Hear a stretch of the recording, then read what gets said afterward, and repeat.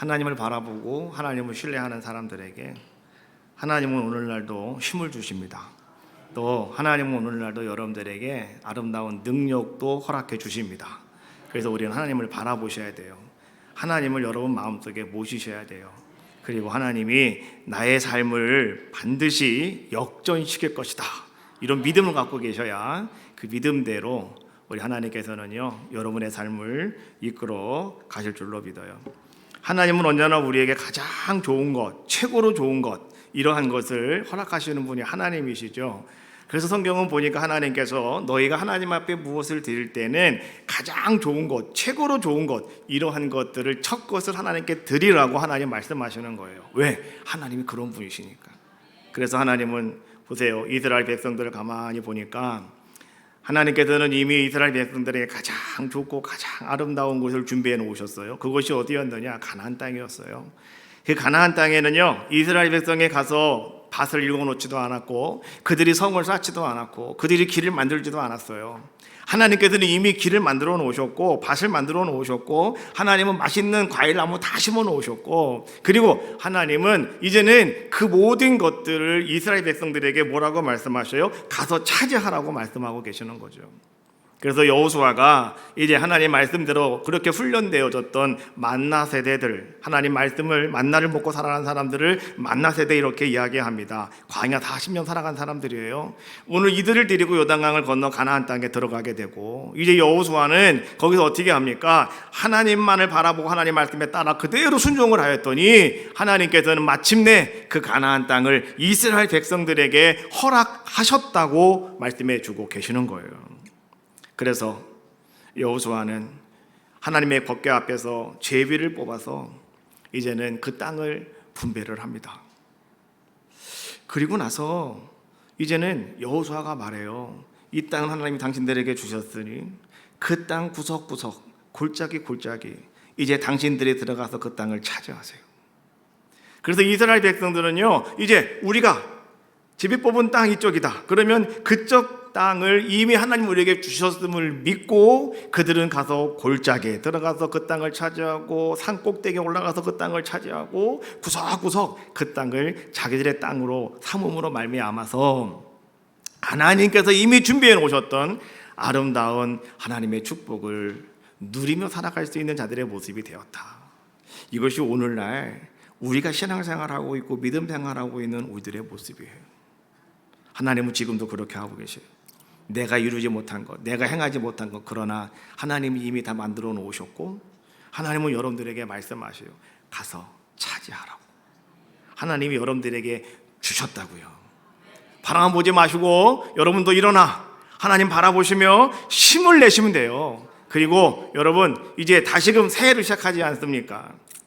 우리 한국 사람들은 3세번을 좋아하는데 3세번은 아니고 2번입니다. 첫 번째는 내가 실수했다 하더라도, 두 번째는 내가 반드시 승리하리라, 반드시 내가 이루어내리라, 이런 마음을 가지시고요 다시 일어나 하나님 바라보시는 귀한 시간 되시기를 바라겠어요. 이스라엘 백성이 이제 그 땅을 다 차지하고요 땅을 분배받은 대로 제비 뽑아서 그들은 다 자기 땅을 차지하게 됩니다. 자, 제가 사진 하나 먼저 여러분께 보내드리겠는데, 오늘 본문에 스불론과 납달리라고 하는 그러한 이제 지명이 나와요. 그래서 거기가 어딘가를 먼저 보여드리겠습니다. 이 스불론 가운데 보이시죠? 붉게 색깔이 되어 있고 납달리 그 위쪽에 노란색으로 이렇게 되어 있습니다.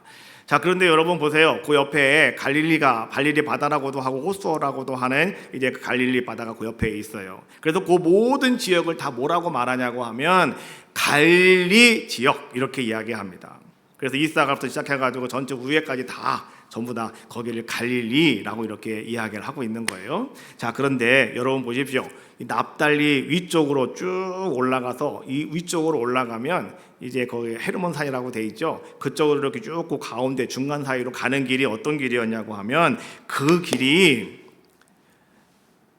아수르라고 하는 나라가 있어요. 지도 넣으셔도 됩니다. 아수르라고 하는 나라가 이제는 그 당시에 제일 강력한 나라였어요. 오늘날로 말하면 미국같이 강력한 나라였어요. 근데 그 아수르가 북이스라엘을 멸망시켰거든요. 그때에 이 남유다 왕국에서 열심히 하나님 말씀을 선포하던 선지자가 누구였느냐? 이사야 선지자였습니다. 그래서 이사야 선지자는 이 북이스라엘이 멸망하는 모습을 처음부터 끝까지 다 본 사람이에요.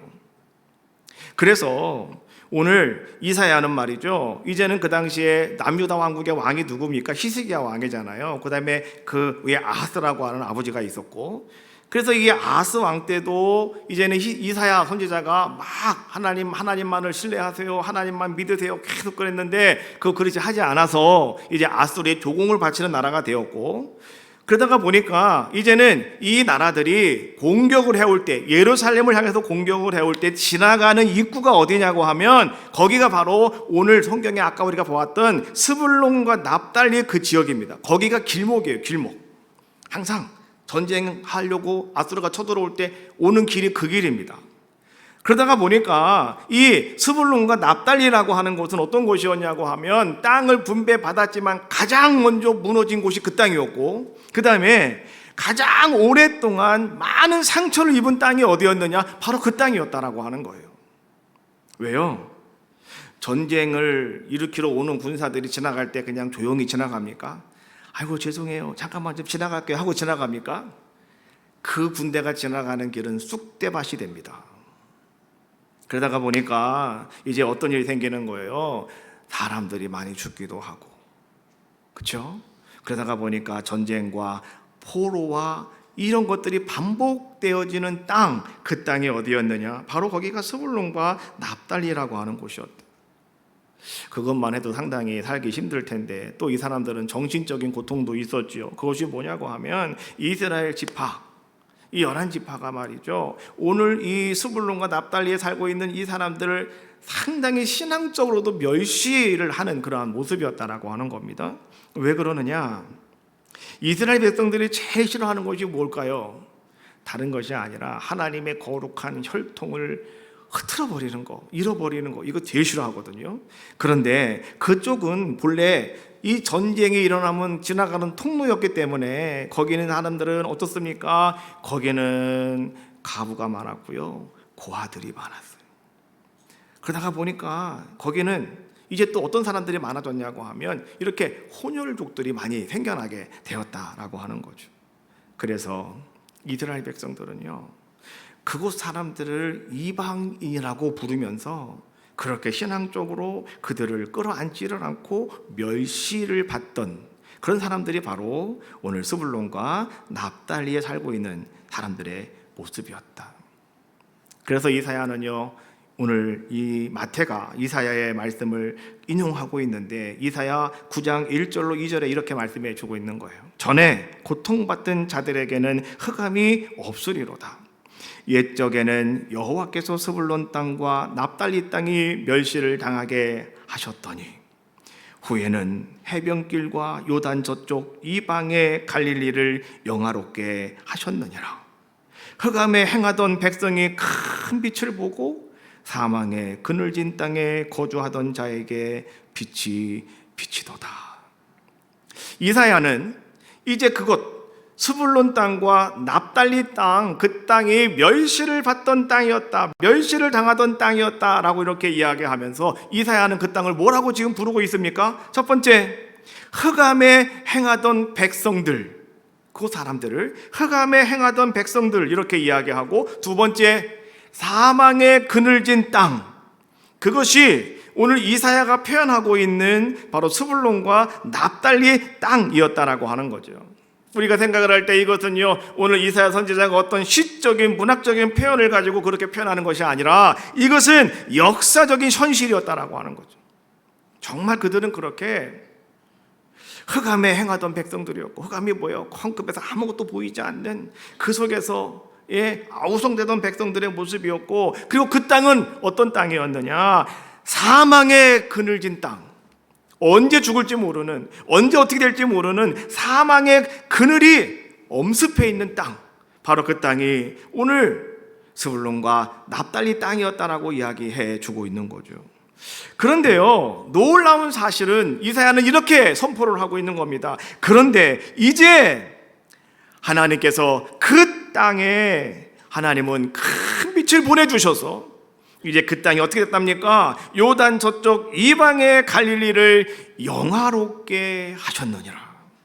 하나님은 그 땅을 영화로운 땅으로, 하나님은 그 땅을 아주 좋은 땅으로, 아주 귀한 땅으로 하나님은 바꾸어 주셨다라고 하는 것이 이사야 선지자가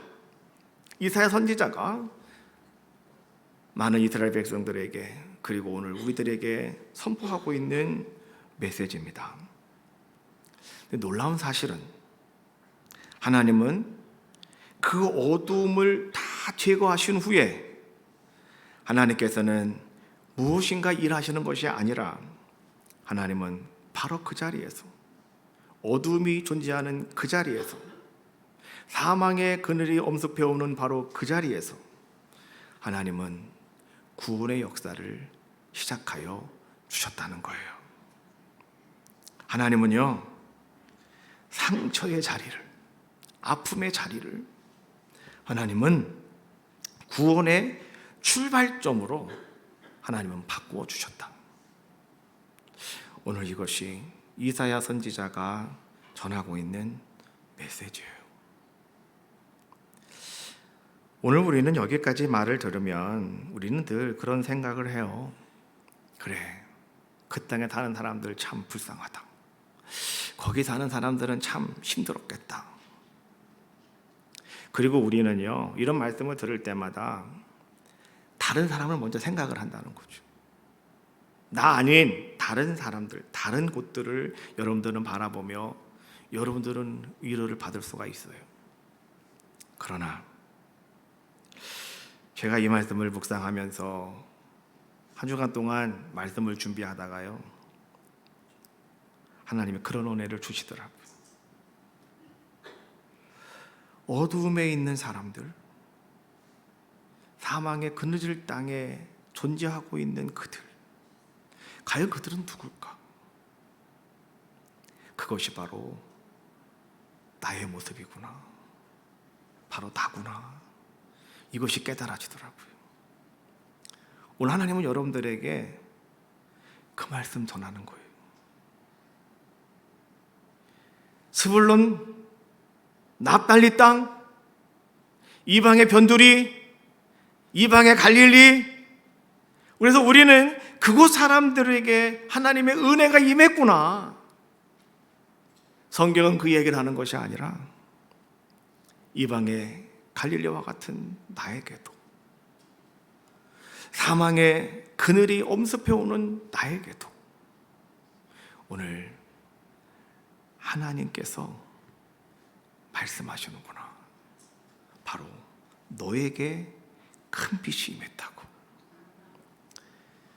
복음성가에 보니까 그날이라고 하는 복음성이 있어요.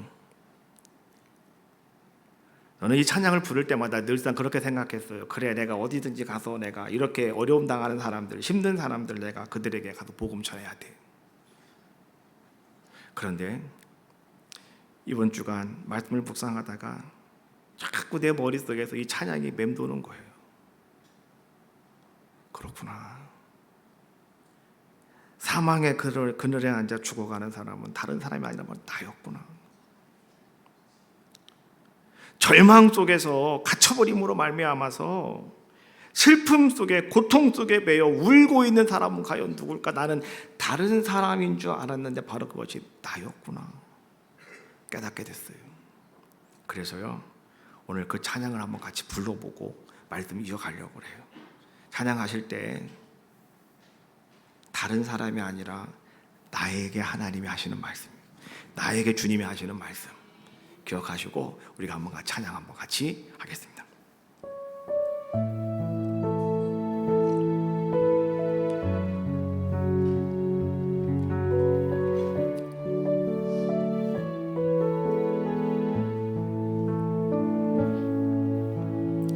사망의 그늘에 앉아 죽어가는 나의 백성들,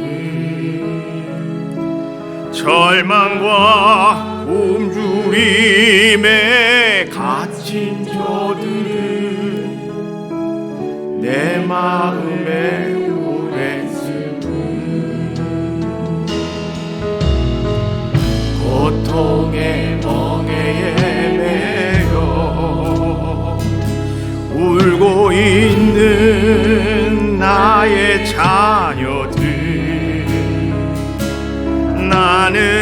이제 일어나 저들의 멍에를 걷고 눈물 씻기기 원하는데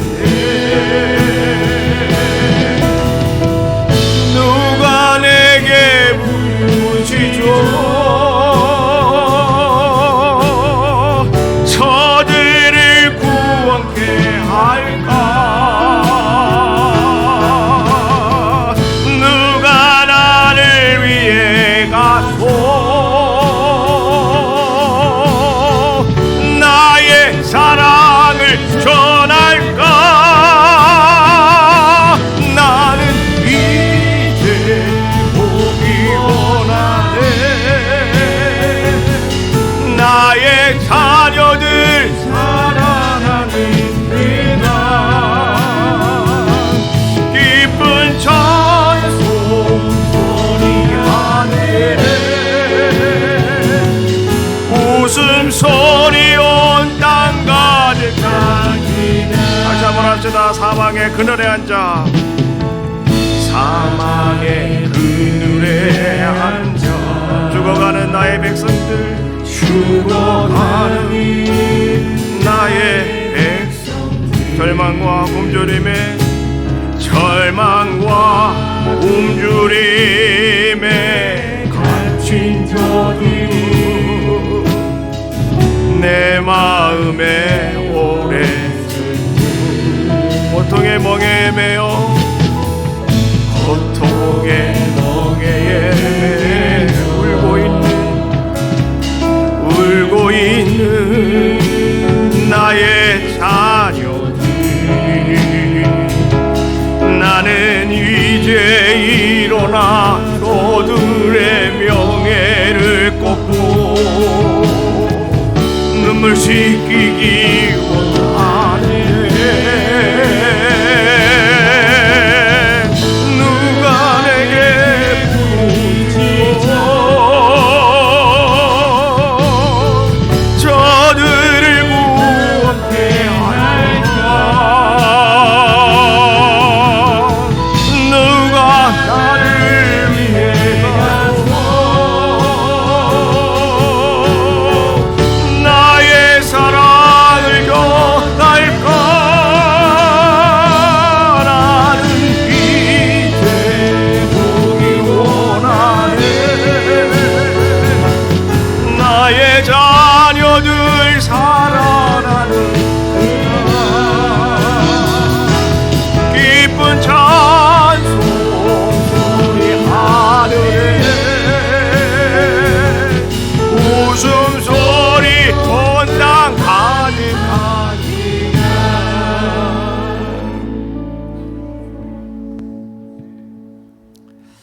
하나님의 마음이시더라고요. 주님의 마음이시더라고요. 나는 다른 사람 누군가 찾고 있었는데 그 다른 사람이 아니고 바로 나였더라고요. 그래서 어찌나 눈물이 나든지. 오늘 예수님도 마찬가지였어요. 예수님도 의도적으로 주님께서 찾으신 땅이 어디였느냐, 바로 거기가 어둠의 땅. 오늘 주님은 그 땅을 선택하셨다고 성경은 우리에게 말씀하시는 거예요. 마태복음 4장 13절, 나사렛을 떠나 스불론과 납달리 지경 해변에 있는 가버나움에 가서 사시니 라고 말씀해 주고 계셔요. 오늘 예수님께서 이 땅에 오셔서 공생애를 시작하실 때 그 공생애를 시작하신 장소가 어디였느냐, 예루살렘이 아니라 갈릴리였다라고 하는 것을 성경은 말씀해 주고 계시는 거예요. 나사렛과 갈릴리는 어느 정도 거리가 있을까? 지도 잠깐 보겠습니다. 지도를 보시면, 자, 밑에가 나사렛, 저 위가 가버나움이잖아요. 갈릴리는 옆에 있습니다. 뭐 같은 갈릴리 지역이라 하더라도요, 이 나사렛은 좀 밑에 있어요. 근데 예수님께서는 저 갈릴리 중앙으로 올라가셨다. 거기로 가신 곳이 어디냐? 가버나움으로 가셔서 이제 그곳에서 오후가 왔을 때 복음을 전하는 복음의 본부를 삼으셨다. 이렇게 말씀해 주고 계시는 거예요. 이 가버나움, 요즘 현대 시대의 가버나움 어떨까? 한번 위성 사진을 한번 보겠습니다. 위성 사진을 보시면 이것이 이제 현재 지금 가버나움이에요. 거기 가시면 베드로의 옛날 집도 있고요. 그 위에 지금 성전이 붕 떠가지고 집터 위에 성전이 세워져 있고요. 그다음에 그 뒤에 가버나움 회당이 있어요. 가장 큰 회당입니다. 그리고 이 사람들이 거주하던 그런 곳, 이 저기가 바로 가버나움인데 예수님이 저기서 이제 복음을 첫 번째로 이제 전하시고 시작하시는 그러한 모습이었다라고 하는 것을 이야기해 주고 있는 거죠. 오늘 예수님께서 가버나움으로 가셨다라고 하는 이것은 어떤 단순한 예수님이 그냥 이동하셨다라고 하는 것을 말하는 것이 아니라 오늘 주님께서는 어떤 선택을 하셨고 목적을 가지시고 주님께서 그곳으로 가셨다고 지금 성경은 우리에게 신학적인 선포를 하고 계시는 거예요. 왜 갈릴리일까? 갈릴리는 종교의 중심지가 아닙니다. 아까 말했던 것처럼 상처 있고 어둠의 사람들, 죽어가는 사람들이 모여있는 그곳이 바로 어디였느냐? 거기가 갈릴리예요. 우리가 성경에서 갈릴리가 너무 많이 나오다가 보니까 그냥 갈릴리 그러면 거기 좋은 곳인가 보다 라고 말하는데 그렇지 않다는 거죠. 예수님 태어나신 건 베들레헴, 예루살렘 바로 밑에서 태어나셨고요. 그리고 예수님 사시던 곳은 어디냐? 나사렛에서 뭐 선한 것이 날 수 있겠느냐? 사셨다는 거예요, 거기서. 그리고 나서 주님이 이제 하나님 말씀을 전하시는 공생애가 시작되었을 때 나사렛을 떠나서 이제는 갈릴리로 가셨다. 그 갈릴리 가버나움이 어디냐? 바로 스불론과 납달리가 걸쳐 있는 바로 그 지경이었다라고 하는 거죠. 이사야 선지자가 이제 그곳에 멸시받는 지역이었고 아픔이 있고 어둠이 있는 지역이었지만 그러나 그곳에 뭐가 있다고요? 흑암에 행하던 백성의 큰 빛을 보았고 이제는 오늘 그 빛이 그들에게 비쳤다라고 말씀하시는 것처럼 예수님은 그 이사야 선지자의 말씀에 따라서 오늘 그곳에 가서 큰 빛인 예수님께서 오늘 그곳에서 그 사람들에게 갈릴리를 영화롭게 만들어 주시는 놀라운 은혜를 허락하여 주셨다라고 하는 겁니다. 많은 사람들은요, 자기가 뭔가 일을 펼치고 뭔가 사람들에게 드러내려고 할 때는요, 다 어디로 갑니까? 큰 도시로 갑니다. 말은 태어나면 어디로 보내래요? 왜 제주도로 보내요? 거기가 살기 좋으니까. 말을 강조해서 키워봐요. 이거는 완전히 아무것도 아닙니다. 그러나 제주도에는 말들이 많으니까 같이 잘 자라날 수 있다 이런 얘기예요. 사람은 키우면 어디로 보내라고요? 서울로 보내라고요. 강주로 보내면 안 됩니다. 서울로 보내셔야지. 그 말 때문에 제가 아주 피를 많이 봤어요. 왜 그러냐고 하면 저희 형님이 초등학교 때, 중학교 때 수재였거든요. 그래서 선생님들이 계속해서 얘는 서울로 가서 공부해야 됩니다. 얘는 서울 가서 공부해야 됩니다. 그래갖고 저희 형님이 중학교 2학년 때 서울로 유학 갔어요. 형님이 빠진 그 자리를 내가 다 메꿨습니다. 그냥 아주. 시골에서 그냥 제가 농사 제가 다 짓고 형님은 서울 가서 공부하는 동안 나는 집에서 맨날 농사만 짓고 말이죠. 형님 또 어머님은 또 뭐 저 사모님 형님부터지 동생부터 주는 게 절대 없어요. 그리고 형님부터 갖다 주고 남는 거 내가 먹고 옷도 형님 먼저 사주고 형님 입던 거 내가 물려 입고 그러죠. 하여튼 시골에서 서울로 보내가지고 말이죠 유학을 시켰다니까요. 그래서 제가 그때 내가 항상 한 얘기가 그거 있어요. 어떤 놈이 그런 얘기 해가지고 말이지. 하여튼 고생을 제가 많이 했어요. 어려서 집에 농사일을 제가 다 줬으니까. 하여튼간. 자, 근데 오늘 예수님은요 바로 그 예루살렘에 가셔서 이제는 내가 하나님의 아들들의 구원자다라고 선포하시면서 뭔가를 하신 것이 아니라 예수님은 어디로 가셨다? 사람들이 정말 힘들어하고 상처 있고 아파하는 그곳 삶의 현장으로 주님은 가셔서 주님의 사역을 시작하셨다.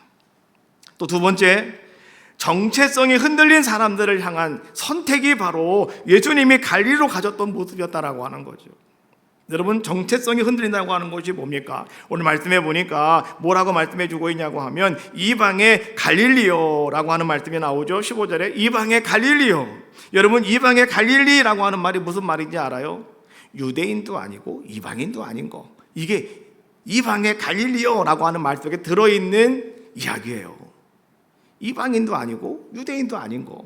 그러다 보니까 어디에도 속하지 못하는 사람들의 땅, 이것이 바로 어디였느냐? 바로 그 갈릴리 그 땅이었다라고 하는 것을 이야기해 주고 있는 거죠. 이스라엘 백성들에게 있어서 똑같은 땅이 하나 또 있었죠. 어느 땅입니까? 사마리아 땅. 예, 그거는 이스라엘 정 가운데 있어요. 그럼에도 불구하고 이스라엘 백성들은 이곳을 한 번도 밟지는 않습니다. 왜? 밟으면 자기들도 부정해진다고. 그래서 여기서 예루살렘에서 갈릴리로 가려면 가운데로 통과해서 가면은 한 이틀이면 가는데 말이죠. 이 사람들이 어떻게 가요? 돌아갑니다. 이렇게 돌아가요. 일주일씩 돌아서 갑니다. 왜요? 그 땅에 내가 들어가면 내 발이 부정탄다고. 사마리아 땅을 밟질 않았어요. 그래서 사마리아 사람들하고 말도 하지 않고, 사마리아 사람들은 인간 취급도 해주지 않고, 이것이 이스라엘 백성들이 갖고 있는 그러한 모습 아니겠어요? 그런데 갈릴리도 그와 버금가는 그러한 모습이었다라고 하는 거죠. 둘째가 라면 서러울 정도로 이 갈릴리도 바로 이방의 갈릴리다 말하는 정도로 그렇게 힘들고 어려운 곳이 바로 갈릴리였다. 복음은요, 항상 어디로부터 시작이 되어지는가를 잘 아셔야 돼요. 복음은 항상 소외되고 힘들고 어려워하고 아파하고 고통받는 사람들로부터 시작되어지는 게 복음이다. 오늘 여러분 속에 아픔이 있고 힘듦이 있고 괴로움이 있고 등등등등 이런 것이 있다면 오늘 여러분은 확신하세요. 오늘 복음이 나로부터 시작될 거다. 할렐루야. 오늘 주님은요, 하나님의 복음 바로 그런 거예요. 그래서 4장 17절에 이렇게 말합니다. 이때로부터 예수께서 비로소 전파하여 이르시되 회개하라 천국이 가까웠느니라 하시더라. 오늘 세례 요한이 이제 옥에 갇혔다라고 하는 이야기를 들어요. 그래서 그때부터 예수님께서 어떻게 했다는 거예요? 본격적으로 갈릴리에 가셔서 이제는 복음을 전파하시며 하나님 나라를 선포하시는, 선언하시는 예수님의 모습을 성경은 마태는 지금 우리에게 말씀해 주고 계시는 거예요. 오늘 성경이 우리에게 다시 한번 강조하는 것, 천국의 선포는, 구원의 선포는 중심에서 시작되지 않았다. 예루살렘에서 시작되지 않았다. 그것은 소외된 자리, 아픔이 있는 자리, 고통이 있는 그 자리로부터 그 복음의 선포가 시작되었다는 거예요. 복음은 깨끗한 사람을 부르지 않아요. 복음은 회개가 필요한 사람, 하나님의 은혜가 필요한 사람, 그리고 주님의 손길이 필요한 사람, 이러한 사람들에게 먼저 찾아가는 것이 뭐냐? 그것이 바로 회개, 복음이에요. 여러분, 회개라고 하는 단어는요, 헬라어로 보니까 메타노니아라고 하는 단어를 사용을 해요. 메타노이아.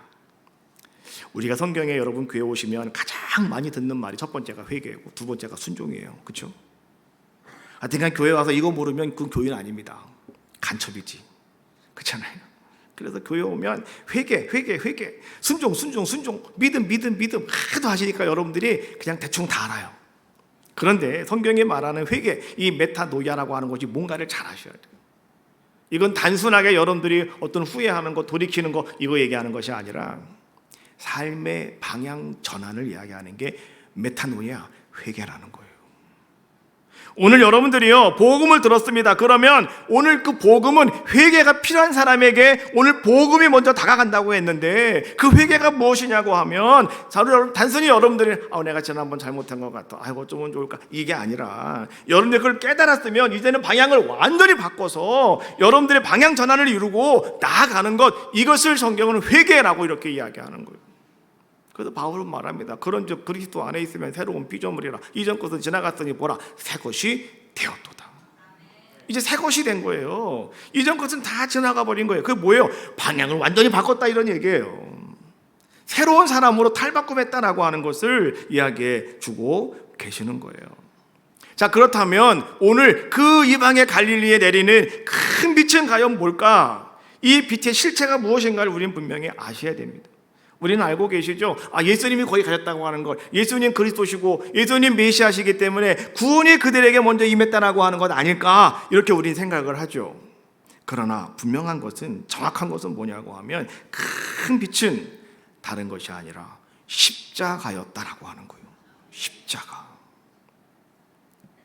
이사야 9장은요 이제는 빛이 그곳에 이르렀다고 이야기합니다. 그래서 이제는 어떤 일이 생겼다고 그럽니까? 이제는 그 이방의 갈릴리가 이제는 어떻게 됐다고요? 하나님 앞에 영광을 돌리는, 아름답게 영광을 돌리는 곳이 되었다라고 이야기하잖아요. 이사야는요 이 빛이 과연 무엇인가를 분명하게 우리에게 설명을 해주고 계셔요. 아까 말했던 것처럼 이사야는 북이스라엘이 멸망하는 것을 처음부터 끝까지 다 본 사람이에요. 그래서 유다 사람들에게 계속해서 하나님만 신뢰하세요, 하나님만 신뢰하세요, 하나님만 바라보세요 계속 이야기했던 사람이에요.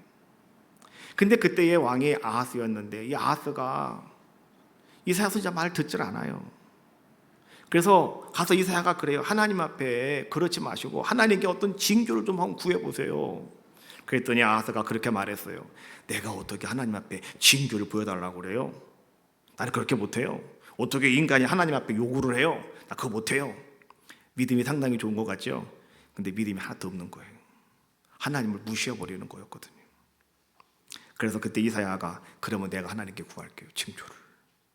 그래서 이사야가 선포한 게 뭐예요? 메시아의 선포를 이사야서에서 선포하고 계시는 거예요.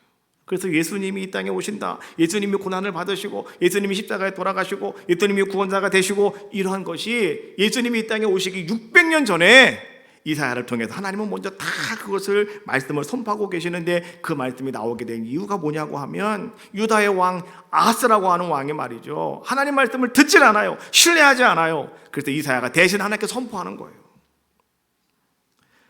보십시오. 이사야가 그렇게 말합니다. 이사야 53장 5절, 이제는 이 땅에 오신 그 큰 빛이 어떤 분이셨느냐, 바로 그분은 이 고난의 종으로서 그가 찔림은 우리의 허물, 그가 상함은 우리의 죄악, 그가 징계를 받음으로 우리가 평안을 누리고 채찍에 맞음으로 우리가 나음을 받았다 라고 말하면서 오늘 그 빛은 다른 것이 아니라 바로 십자가로 향하는 바로 예수님이심을 우리에게 말씀해 주고 있고요. 그리고 그 큰 빛은 마침내 어떻게 했다는 겁니까? 십자가를 통해서 완성을 이루었다고 말씀해 주고 계시는 거예요. 큰 빛은 십자가예요. 오늘 여러분 보인 저 십자가가 큰 빛이라는 거예요. 그 빛이 그곳에 이르렀더니 어떻게 했다고요? 갈릴리가 영화롭게 되었다. 그곳이 영화롭게 되었다. 세상 사람들이 기대하는 빛은 어떤 빛입니까? 정치적인 해방, 문화적인 승리, 즉각적 어떤 변화, 이것이 사람들이 기대하는 빛입니다. 그러나 하나님이 주시는 빛은 어떤 빛이에요? 큰 빛은 십자가라고 그랬잖아요. 여러분, 십자가가 무엇입니까? 십자가는요, 어떤 고난이 와도 여러분들이 피하지 않는 거예요. 이게 십자가입니다. 그리고 십자가는 뭡니까? 내가 정면으로 나의 모든 죄를 여러분들이 정면 돌파하는 거예요. 감당하는 것이 바로 십자가 아니겠습니까? 그래서 예수님께서는 저 십자가를 지시고 고난을 이겨내시고 그 길을 올라가신 것이고요, 예수님은 그 십자가를 지시고 정면 돌파하시잖아요. 죄에게 정면 돌파하고 계시는 거예요. 죄값을 감당하시는 겁니다. 그래서 오늘 주님께서는 십자가에서 마지막 하신 말씀이 뭐예요? 테텔레스타이. 이거 알아면 돼요. 다 이루었다, 이런 뜻이에요. 내가 이 땅에 온 목적이 다 이루어졌다라고 하는 것을 예수님께서는 말씀해 주고 계시는 거예요. 십자가는 가장 어두워 보이는 자리처럼 보여요. 왜요? 고통의 자리였으니까. 누구도 선뜻 나서지 않고 싶은 자리였으니까. 그런데 그 십자가가 가장 밝은 구원의 순간으로 바뀌어졌더라. 어둠이 찾아오고 갑자기 구름이 꽉 맺히고 구시가 되었을 때, 그때 주님께서 엘리 엘리 라마 사박다니, 나의 하나님 어찌하여 나를 버리시나이까 외치시고, 주님께서는 테텔레스 다 이루었다 말씀하시고 돌아가셨다, 성경 말씀하시잖아요. 그런데 그 죽음으로 끝난 것이 아니라 그 십자가에서 이제는 가장 큰 빛이 발견하기 시작하였다. 그래서 누구든지 그 빛에 나오기만 하면, 그 빛 앞으로 걸어가기만 하면 그 사람은 어둠은 물러가게 될 것이고 고통은 사라지게 될 것이고, 오늘 여러분 속에 광명의 빛이 임하는 아름다운 역사가 나타날 것이라고 성경은 말씀해 주고 계시는 거예요. 오늘 이스라엘 갈릴리 사람들, 그들은 큰 빛을 보았다고 했어요. 그들이 큰 빛을 보면서 그들에게 있어서 현실적인 뭔가 어떤 변화가 그들에게 획기적으로 나타난 것은 아무것도 없었죠. 예수님 당시에 갈릴리, 계속해서 로마의 압제는 계속해서 그대로 받고 있었고요, 경제적인 어려움도 마찬가지였죠. 여러분 삭개오 아시죠?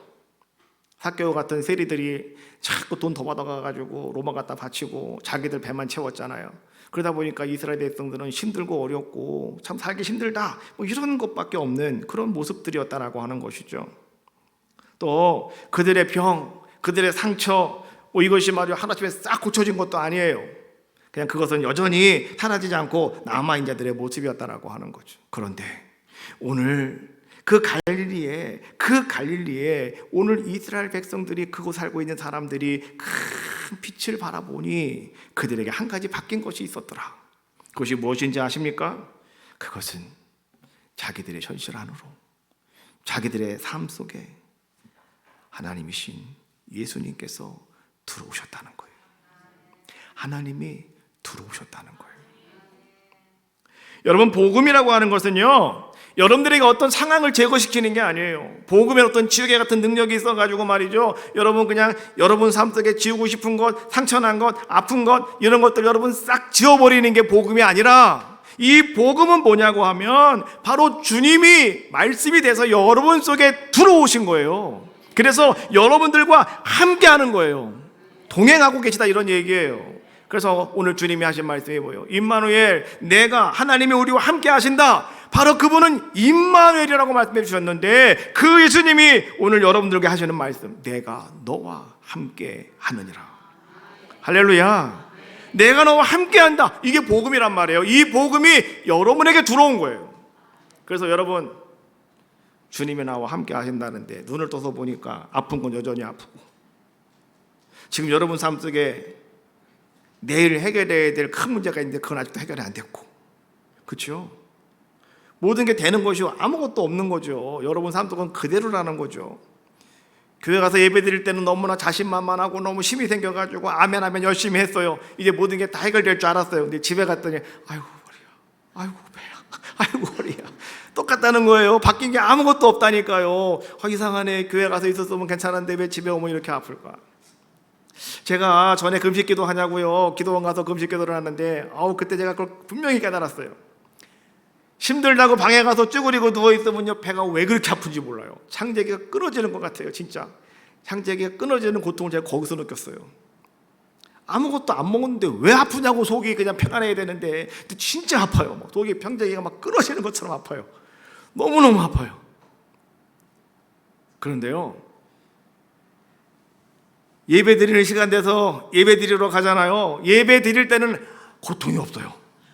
배도 안 고파요. 괜찮아요. 그래서 예배 시간 드리는 1시간 반 동안은요, 힘이 나요. 힘이 나. 그래서 이제는 집회가 끝나고 나오면 하여튼 이상해. 왜 앞에 매점이 있냐고. 그거 신기해요. 그 사탄의 유혹을 받으라고 매점을 딱 갖다 놨는데 그 매점에 뭐가 있는지 알아요? 딸기 우유, 바나나 우유. 이게 거기 딱 눈에만 보여요. 그거를 침을 꼭깍 삼키면서 지나가는 그 믿음이 대단하더라고. 내가 보니까 하나님 4일만 지나면 먹을 수 있습니다. 3일만 지나면 먹을 수 있습니다. 이틀만 지나면 먹을 수 있습니다. 그래가지고 금식 끝난 날 첫 번째 먹은 게 뭔지 아세요? 딸기 우유. 하여튼 그게 왜 이렇게 먹고 싶은지, 하여튼간 여기서는 뭐 저도 안 먹는데 하여튼 그때는 그게 그렇게 먹고 싶더라고요. 여하튼 그런 거예요. 예배 드릴 때는 괜찮았는데 들어오만 오면 아파요. 들어오만 오면 배고파 죽겠어요. 여러분도 마찬가지라는 거죠. 교회 와서 예배 드릴 때는 내가 뭔가 될 것 같고 내가 뭔가 힘을 얻었어요. 그런데 집에 가서 보면은 되는 게 아무것도 없는 거죠. 그래서 그걸 잘 이해하지 못하는 사람들은 그런 얘기 하더라고. 교회 가니까 야 목사가 야 그냥 사기만 뻥만 치고 앉아있더라 야, 이런 얘기 하는 거예요. 그거 몰라서 그러는 거예요. 몰라서. 오늘 우리 인생에도요, 갈릴리가 있고 오늘 우리 인생에도 어둠의 땅이 존재하고 있는 거 여러분 다 알고 계시잖아요. 말로 다치게 한 상처의 자리들이 있어요. 그게 무슨 얘기냐, 이런 얘기예요. 왜 아직도 너는 그 모양이냐. 이런 말 잘 하셔야 돼요. 자녀들에게 이런 말 하시면 절대 안 돼요. 그리고 또 다른 거, 야, 저 집 애들은 다 잘 되는데 너는 왜 그러니? 이런 거. 이게요, 어찌 보면 말로 다치게 하는 상처의 자리, 그것이 여러분 어둠의 땅이에요. 그것이 바로 갈릴리예요. 또 여러분 더 나가서 말이죠, 뭔가 비교와 침묵의 자리에 그냥 성취를 막 비교한, 내가 성공하고 뭐 이런 것들을 막 자꾸 누가 비교를 하고, 내가 또 실패한 거는 아무 말 하고 가만히 있는 거, 누가 말할까 봐 겁나는 거, 뭐 이런 거, 그게 바로 어둠의 땅 아니겠습니까? 그리고 오래 묵은 갈등의 자리들, 내가 사과하지 못한 말, 풀지 못한 오해들, 이런 것들이 여전히 우리 속에는 존재하고 있다. 바로 그 자리가 오늘 여러분들에게 말하는 오늘 본문의 어두움 땅이요, 바로 그것이 갈릴리다라고 말씀해 주고 계시는 거예요. 이제 우리는 오늘 그런 우리들에게 큰 빛이 찾아왔다면, 오늘 복음이 여러분들에게 들어왔다면 우리는 어떻게 해야 될까요? 이번 설 명절에 오늘 여러분들은 이제는 이 십자가의 복음을 가지고 오늘 여러분들이요, 어떻게 됩니까? 온 가족식들에게, 온 식구들에게 여러분 이 복음을 여러분들도요 발산할 수 있는 아름다운 시간이 됩시다라고 하는 거예요. 십자가는 이론이 아니라 십자가는 관계 속에서 드러난 능력이다라고 이렇게 이야기를 해요. 십자가는요, 여러분 뭔가 여러분들이 이기려고 하는 것이 아니라 여러분이 져주는 것, 여러분들이 낮아지는 것, 이게 십자가입니다. 저는요, 어려서부터 십자가의 이 은혜를 입은 사람이라 군대 가가지고요, 저는 참 많이 맞았어요. 왜 그러냐고 하면, 운동하잖아요. 축구를 합니다. 거긴 축구하면 전투 축구를 하거든요. 지면 죽는 거예요. 지면 죽어. 무조건 이겨야 됩니다. 근데 내가 들어가는 팀은 맨날 져. 왜 그러냐고 하면, 나는 항상 져주거든요. 난 항상 그래요. 아니 져줘야 이기지. 그래요. 그래가지고 제가 군대 갔다 와가지고 이제 목사님들도 모이면 목사님들 족구를 좋아하시더라고. 그러니까 족구 못 하면은요, 목사님 축에 끼지도 못해요. 새로운 목사님이 교단에 지방에 오시잖아요. 가장 첫 번째 물어보는 게 뭔지 알아요? 예? 나는 그게 이해가 안 되더라고. 아니 목사님이 새로 지방에 부임했으면 첫 번째 물어봐야 될 것, 기도 많이 하세요? 전도 많이 하세요? 이런 걸 물어봐야 될 거 아니에요? 뭘 물어보는지 알아요? 족구 잘해요? 배구 잘해요? 이것밖에 안 물어봐요. 그래갖고 제가 한번 얘기했잖아요, 교육자의 시간에. 아니 새로운 분들이 오시면 아니 기도 많이 하냐고 물어보시고, 아니 전도 많이 하냐고 물어봐야지. 왜 축구 잘하냐고 물어보고, 왜 배구 잘하냐고 물어보냐고 말이지. 그런 것 좀 물어보지 말라고 말이야. 내가 막 그랬다니까. 잘했어 못했어요? 그래야지. 그게 진짜 중요한 거잖아요. 열심히 예배드리고 열심히 기도하고 열심히 하라고 그래야지. 그럼 맨날 축구만 할 거예요? 맨날 축구만 할 거예요 가서? 그래서 지방에서 이제 목사님들 체육대회 같은 거를 해요. 그러면은 아침마다 7시에 모이래. 글로 운동장을 7시까지 오라는 거예요. 난 한 번도 안 갔어요. 왜요? 새벽 예배 끝나고 기도해야지. 거기를 왜 가? 어떤 목사님은 6시 반에 온대. 어떤 분은 6시에 온대. 그럼 그분들은 새벽 예배 하는 거 안 하는 거예요 지금. 어떻게 6시에 거기를 오냐고. 그렇잖아요? 난 이해가 안 되는 말들을 너무 많이 하시더라고. 그래서 우리 교회에다 밥 사라고 막 그래. 밥 사라고. 난 밥 한 번도 안 샀어. 나는 그런 데는 밥 못 사겠다. 다른 날은 내가 밥 사는데 나 그런 날은 밥 못 사겠다. 그래가지고 제가 감리사 할 때는요, 체육대회 한 번도 안 했어요. 그냥 그 체육대회를 왜 하냐고. 열심히 전도하고 기도하시면 되지. 단편적인 잘못된 것이 또 있겠지만은, 또 다른 쪽에 생각하면 뭐 아닐 수도 있겠지만은, 여하튼 그런 거. 십자가는 여러분 정죄가 아니라 용서다. 내가 틀렸다, 내가 틀렸어가 아니라, 그래 내가 너를 이해해, 네가 맞을 수도 있어 라고 그를 품어주는 게 십자가다. 십자가는 조건이 아니라 선물이에요. 여러분들은 그러잖아요. 우리 집안에 누구누구가 변해야 우리 온 식구들이 행복해. 근데 그게 아니에요. 여러분이 먼저 그 사람 변하기를 바라보지 마시고 여러분이 먼저 사랑을 흘려보내시면 돼요. 그럼 그 가정에 변화가 임하게 될 줄로 믿습니다. 큰 빛은 지금도 어둠 속에 비치고 있어요. 예수님은 오늘도 여러분의 가정 문 앞에 서 계셔요. 그리고 예수님께서 여러분들에게 노크를 하고 계시는데, 우리는 늘상 그렇게 말해요. 예수님이 일하시기에는요 아직 너무 일러요. 왜냐고 하면 우리 집 엉망이에요. 우리 집 엉망이라고. 요새는 신방들을 잘 안 하시는데, 신방 한번 하시면 왜 안 하는 걸 가만히 봤더니, 신방 한번 받으려면 지방 대청소를 해야 된답니다. 그래가지고 일주일 동안 대청소를 해야 되기 때문에 신방 한번 받기가 힘들다고 그러시더라고. 걱정하지 마셔요. 내가 알려드릴게. 예배하는 거실만 딱 남겨놓고 나머지 방에다가 다 집어넣고 문을 다 잠가버리세요. 제가 가서 안방 안 열어본다고 걱정하지 마시라고, 건너방도 안 열어보신다고 걱정하지 마시라고, 그냥 예배드리는 자리만 걸레질 해놓고 딱 정리해놓으면 돼요. 그러면 되지. 뭘 청소하기 힘들다고 신방 못하겠다고 그런 말 절대 하지 마십시오. 근데 오늘 우리가 영적으로 그런 모습을 가지고 있지는 않느냐라고 하는 거예요. 그런데 성경은 이렇게 말씀해 주고 계시는 거예요. 아니다, 바로 그곳에 오늘 큰 빛이 비친다고 말하는 거예요. 예수님은요, 오늘 우리에게 빛을 비추심에 있어서요, 예수님이 어떤 어둠을 다 물러가게 하시고 정리하신 후에 주님이 오신다는 것이 아니라 오늘 주님은 어둠 속으로 그냥 들어오신다는 겁니다. 오늘 여러분 심령 속에 그냥 들어오신다는 거예요. 그리고 주님은 여러분들에게 빛을 발산할 수 있도록 만들어 주신다는 거예요. 빛은요, 큰 빛은 여러분들이 구경하는 대상이 아니라 큰 빛은 뭐냐? 오늘 여러분들이 그 빛 앞으로 나아가서 여러분 그 빛 앞으로 들어가는 믿음이 오늘 여러분들에게 필요한 것이다라고 하는 거예요. 오늘은요, 예배 끝나면 가시는 거라 제가 10분 더 했습니다. 이제 끝납니다. 복음은 어둠이 사라진 다음에 들어오는 빛이 아니라 어둠 속을 뚫고 들어오는 게 복음이며 그것이 십자가의 빛이다. 오늘 찬송하실 건데, 여러분 삶 속에 어떤 고통이 있습니까? 여러분 삶 속에 어떤 아픔이 있습니까? 오늘 우리는 이렇게 결단하셔야 돼요. 내가 주님께로 갑니다. 큰 빛인 주님 앞으로 내가 나아갑니다. 나에게 찾아오셔서 빛을 발하시는데 내가 그 주님 앞에 나가겠습니다.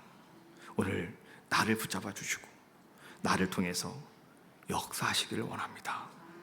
오늘 여러분 결단하며 기도하시는 귀한 시간 되시기를 바라겠어요. 자, 고통의 멍에 벗으려고